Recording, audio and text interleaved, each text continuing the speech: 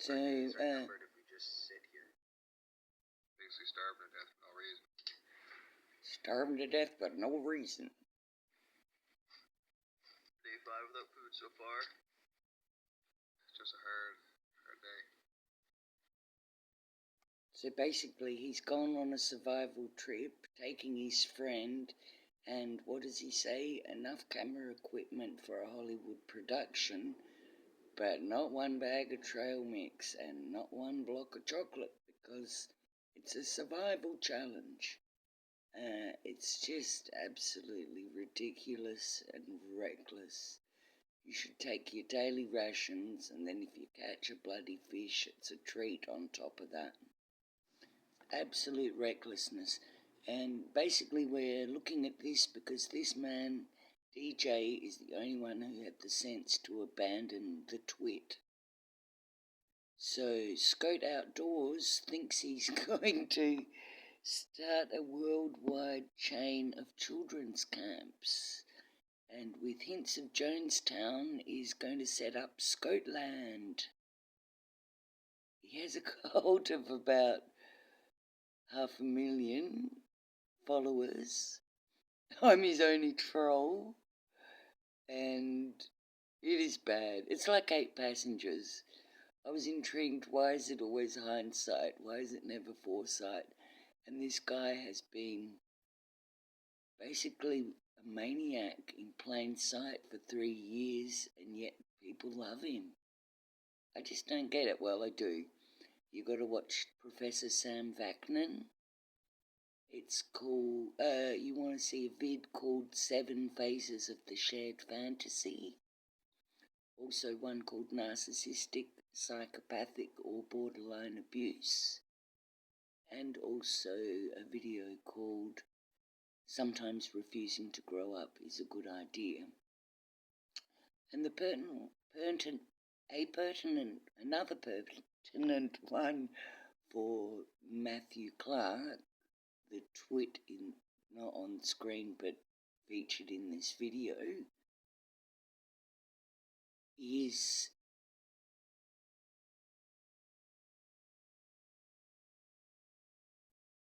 narcissistic, psychopathic or borderline abuse, and how your childhood, effs up your adulthood. That's the one. I had a little dissociative moment, and that's the point.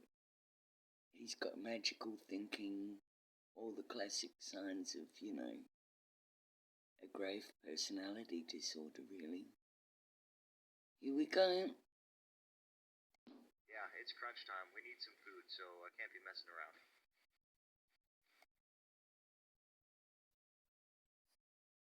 All they've got are hallucinogenic berries. There we go. We got some weather coming in. It's a bit cold, it's windy.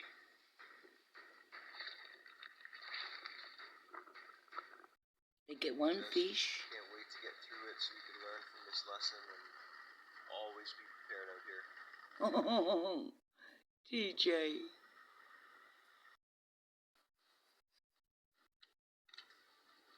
I like the hysterical giggle he gives on arrival at the airport, like he's finally realised it's actually happening.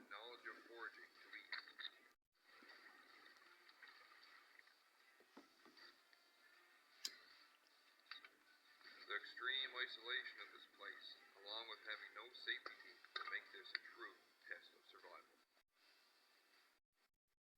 No, it makes it an unnecessary risk. And a torment. Anyway, he is a mouth breather. It's not PC to mention that, but I think he is such a vain psychopath because of his mouth breathing. He does everything he can. That's DJ, the friend. Here she goes.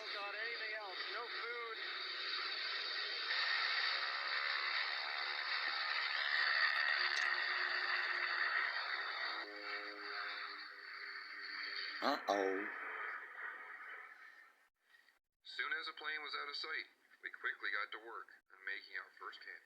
That's his first tree he's cut We plan on down. staying here only until we can scout the land and find a more suitable place to dig in. This area is very barren and will be difficult to make a permanent shelter. He thinks very barren is going to make it difficult to build a permanent shelter. What about very barren making it difficult to forage any food to survive? What about that?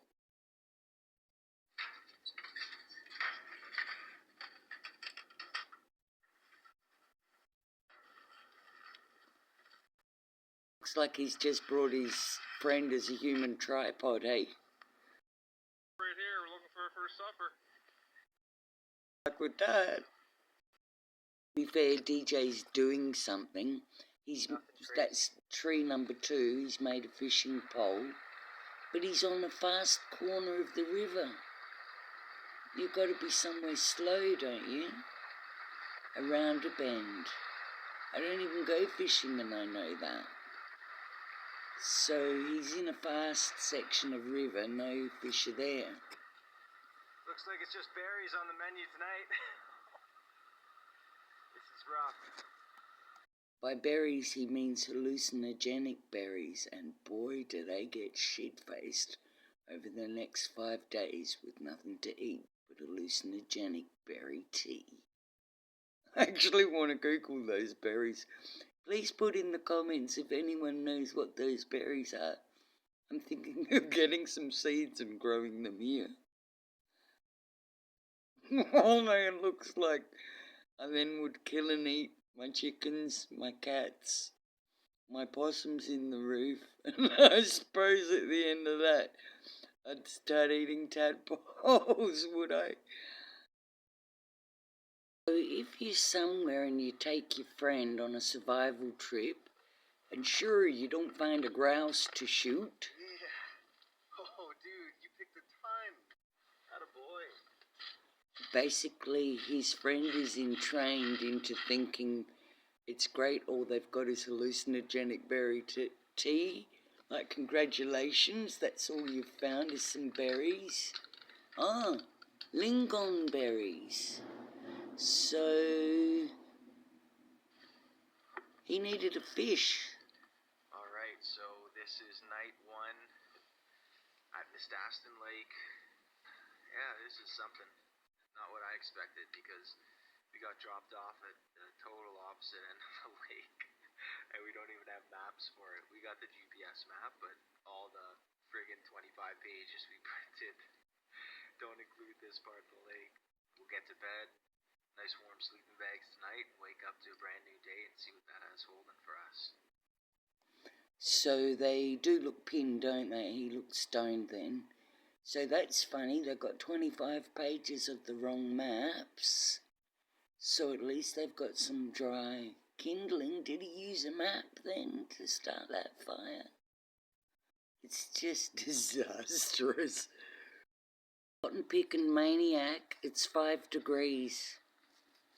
It's all about the filming. Waking up that morning, we were faced with the daunting task of exploring the land and finding a place to call So they've got a drone with them.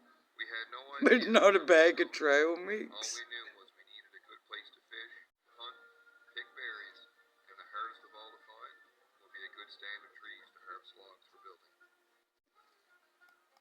He's got a tent, but he needs to harvest logs for building.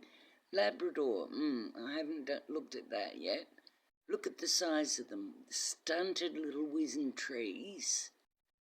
Absolute barren landscape with no nutrients and horrific weather, which is why the trees are so munted. But he's going to cut a bunch of them down, what? To make another log cabin? Oh. I think this is before he's made his log cabin that he burnt down because he was told to move it, after specifically stating he was building it to be mobile. I'm just saying, what's the word? Ridiculous? No, profligate. It's a profligate waste of wood and trees everywhere he goes. Basically, he's going for the Easter Island effect everywhere he goes. Seems to have brought his friend along as a mobile tripod. Have they got a water bottle? Is his friend dying of dehydration? Check out what he says. We traveled for 2 nights and 3 days, carrying enough camera equipment and batteries to film a Hollywood production. All the gear we need to actually survive was only a fraction of this load.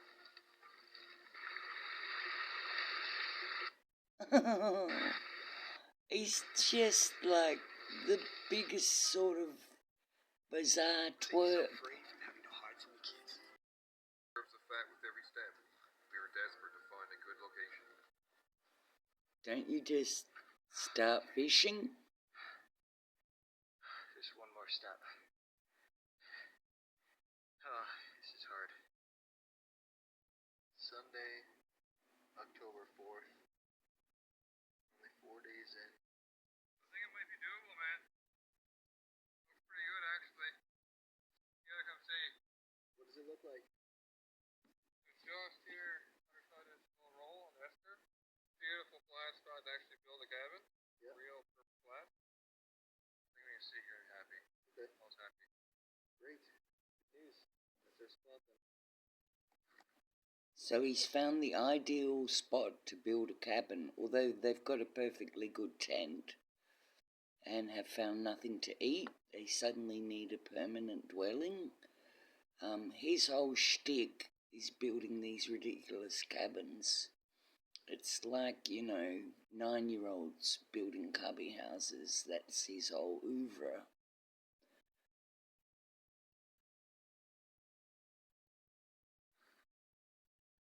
Doesn't that look like a nice spot for a cabin? Perfectly flat. Perfectly hard, flat ground. Gotta let the cat in. Trees aren't great, but I mean, we can make it work with the trees we got here for sure.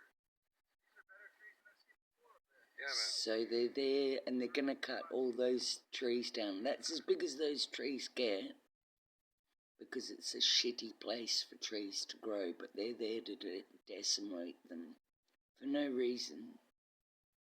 Perfectly flat. Perfectly hard, flat ground. Trees aren't great, but I mean, we can make it work with the trees we got here for sure. Yeah, man. So he's got a perfectly good tent, I reiterate.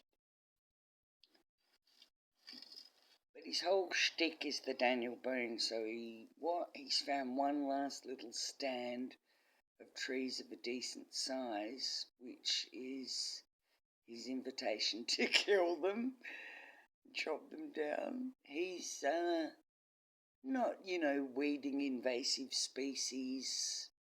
He's just grabbing the last lolly out of the bag everywhere he goes. It's pillage.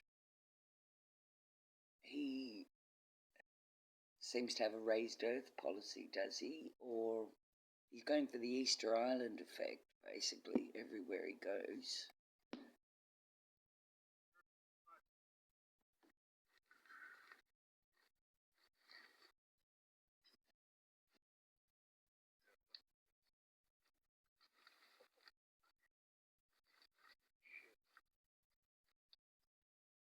Me? Yeah. This is nice. A walk fishing. Beautiful little walk.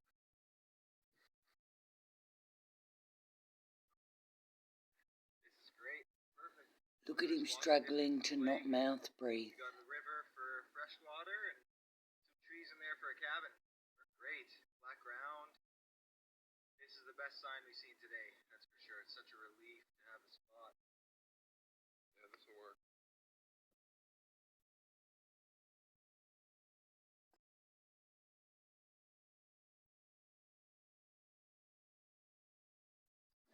Alright, we're just headed to the river to fill up some water and wash some clothes. It's good to keep all your clothes clean, and especially your socks so you don't get blisters on your foot. Maddie's already got a blister coming in, eh? That's big 10-4. This was so many things, the dirty socks. fix that problem, and it's a beautiful day today. I think it's supposed to probably hit like 10 plus degrees today, so we got a clothing line. We're just going to do this early in the morning so we can dry them all out.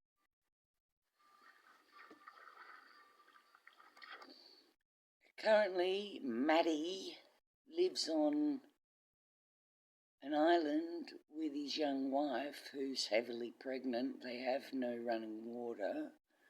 They have no toilet or bathroom. She thinks she's going to hand wash cloth nappies, but said herself a few weeks ago she's been wearing the same socks for 7 days in their house. And yes, last Sunday's app, he said she had dirt rash from not washing, and they're always grifting for something, Matt. Last Sunday, he said, someone had given them the sauna trailer, and she was going to have a little wash with a flannel in the sauna trailer because she had dirt rash. She thinks she's going to give birth on a snow-covered island, home birth on her own.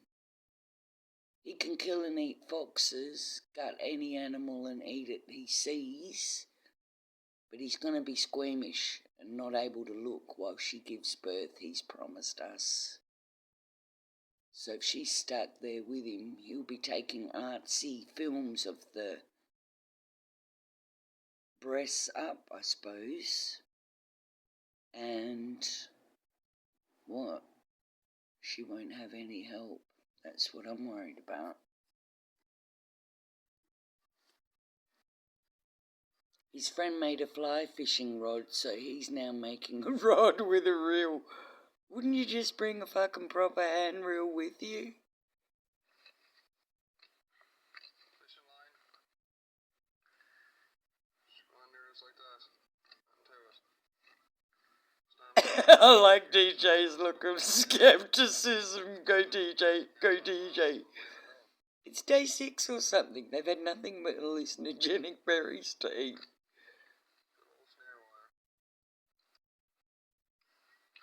DJ looks like he's really zoning out, man.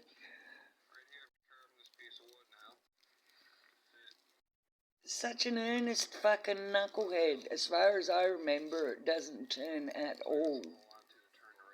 No, he's a fuck nut. It's always about competition.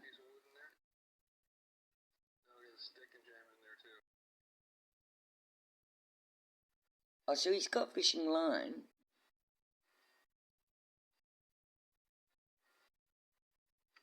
You'll find it flies off as soon as he tries to use it, as far as I recall.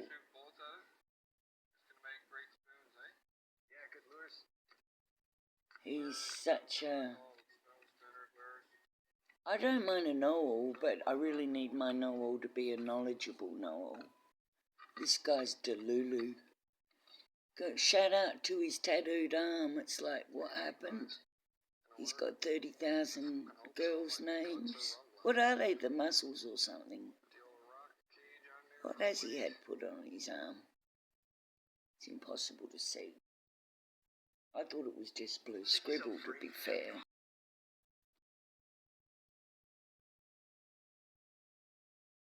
Did they dig for worms or anything, or they're just never going to use bait?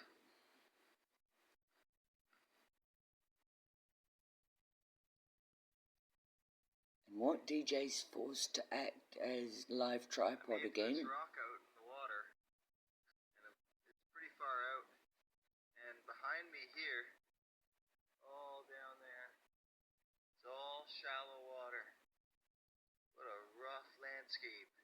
Just rough fishing. I think he had that as a selfie pole. Oh.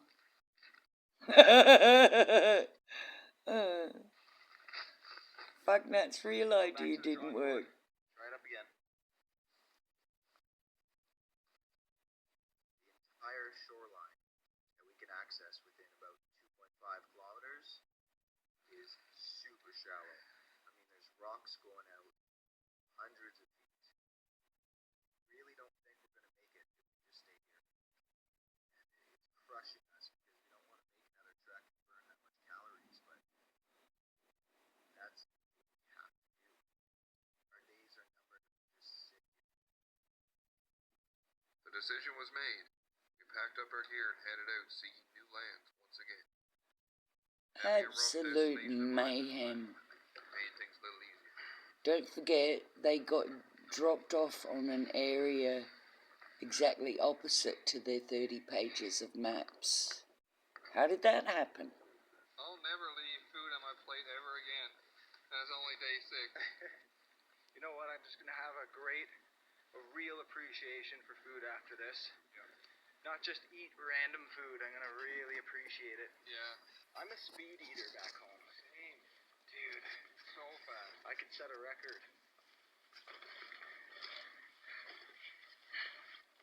Maddie! Thanks for food. Thanks.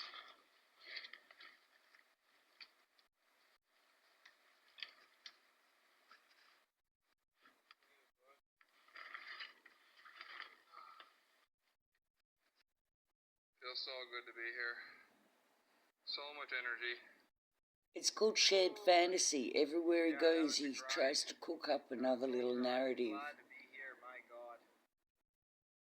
Set yourself free from having... So they're saying what? They've had a net the whole time, but haven't used it. This is the first time they've used it. Because they've been trekking for 5 days looking for a spot.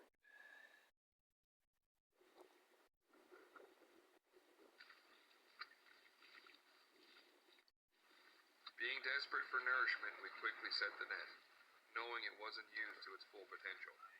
We just didn't have energy or daylight to get out in the water and set a proper anchor.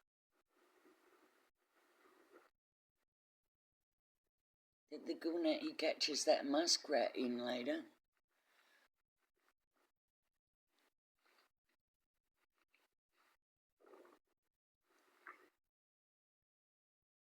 Please let them find some fish for TJ's breakfast.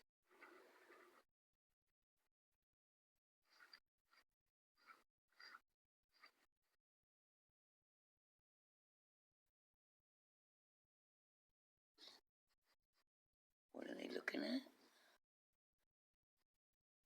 Is it a rabbit?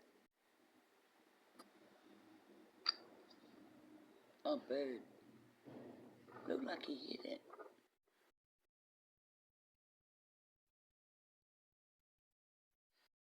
Flew away. They'd be roasting it by now if they'd caught Going it. home empty-handed that night was heartbreaking, as it had been 7 days since we had eaten anything other than berries. 7 days and all they've had to eat are hallucinogenic berries. Camp Skote.